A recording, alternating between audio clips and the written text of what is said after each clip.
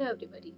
आजकल acidity, gas, heartburn एक बहुत कॉमन प्रॉब्लम हो गई है और इस प्रॉब्लम के लिए लोग जो सबसे ज़्यादा मेडिसिन यूज़ करते हैं वो है पेंटोप्राज़ोल। अक्सर लोग इस टेबलेट को बिना सोचे समझे लेते रहते हैं, कभी महीनों तक और कभी सालों तक। लेकिन सवाल तब उठता है कि क्या ये पेंटोप्राज़ोल का लॉन्ग टर्म यूज़ पेट के कैंसर का रिस्क बढ़ाता है। तो आज जानते हैं कि पेंटोप्राज़ोल है क्या, ये कैसे काम करता है और इसके लॉन्ग टर्म यूज से क्या साइड इफेक्ट हो सकते हैं और किस तरह ये पेट के कैंसर के साथ रिलेटेड है। पेंटोप्राज़ोल है क्या? पेंटोप्राज़ोल एक मेडिसिन है जो प्रोटॉन पंप इनहिबिटर और पीपीआई ग्रुप के ड्रग्स में से आती है। इस ग्रुप की मेडिसिन स्टमक एसिड प्रोडक्शन में जो प्रोटॉन पंप्स होते हैं उनको ब्लॉक करती है, जिससे एसिडिटी के सिम्टम्स कम हो जाते हैं बिकॉज स्टमक एसिड कम हो जाता है।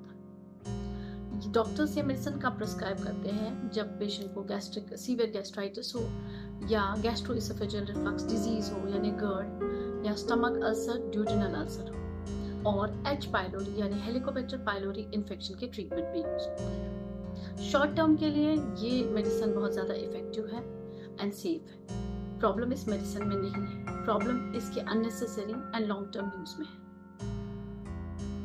पेंटोप्राज़ोल को लंबे समय तक लेने से जो स्टमक का नेचुरल एसिड प्रोडक्शन है वो बहुत ज़्यादा सप्रेस हो जाता है। स्टमक एसिड का काम सिर्फ डाइजेशन नहीं होता, ये बैक्टीरियल ग्रोथ को कंट्रोल करने में भी हेल्प करता है। जब एसिड प्रोडक्शन बहुत ज़्यादा कम हो जाती है तो स्टमक में कुछ चेंजेस आने लगती है, जैसे कि बैक्टीरियल ओवरग्रोथ हो जाती है, गैस्ट्रिन हार्मोन का लेवल बढ़ने लगता है और स्टमक की लाइनिंग में कुछ स्ट्रक्चरल चेंजेस आने लगते हैं।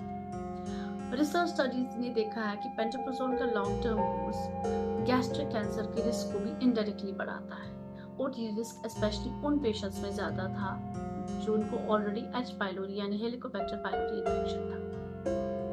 हेलिकोबैक्टर पाइलोरी है क्या? ये एक बैक्टीरिया है जो स्टमक लाइनिंग में इन्फेक्शन करता है। दुनिया भर में इस इन्फेक्शन को स्टमक कैंसर का एक इम्पॉर्टेंट रिस्क फैक्टर माना जाता है।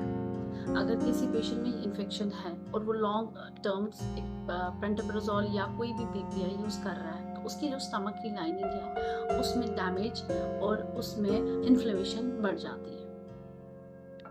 इसी वजह से कुछ स्टडीज में लॉन्ग टर्म पीपीआई यूज और गैस्ट्रिक कैंसर के बीच में एक एसोसिएशन देखा गया। लेकिन मानना यह है कि पेंटोप्राज़ोल डायरेक्टली कैंसर नहीं करता, लेकिन कुछ सिचुएशंस में इसका रिस्क बढ़ा सकता है। पेंटोप्राज़ोल लॉन्ग टर्म यूज करने के कुछ और साइड इफेक्ट्स हैं, जैसे कि विटामिन B12 डिफिशिएंसी जिससे एनीमिया हो सकता है, मैग्नीशियम डिफिशिएंसी जिससे पेशेंट में बहुत ज़्यादा थकन या पेन हो सकती है, लेग पेन रह सकती है, या कैल्शियम एब्जॉर्प्शन कम होता है जिससे बोन फ्रैक्चर के चांसेस ज़्यादा होते हैं और पेशेंट में किडनी रिलेटेड इश्यूज हो सकते हैं। इसलिए डॉक्टर कोशिश करता है कि पेशेंट को ये वाली मेडिसिन शॉर्टर ड्यूरेशन के लिए दी जाए। पेंटोप्राज़ोल को लेना गलत नहीं है, लेकिन इसे प्रॉपर डॉक्टर की गाइडेंस के और लिमिटेड ड्यूरेशन के लिए लेना चाहिए। अगर आपको फ्रीक्वेंटली एसिडिटी रह रही है तो अपना प्रॉपर चेकअप कराएं, हेलिकोबैक्टर पाइलोरी टेस्टिंग कराएं, स्पाइसी और ऑयली फूड को अवॉइड करें, स्मोकिंग और अल्कोहल को स्टॉप करें और वेट कंट्रोल करें। वेट रिडक्शन नेसेसरी है और इम्पॉर्टेंट है कि आप अपनी प्रॉपर जांच कराएं।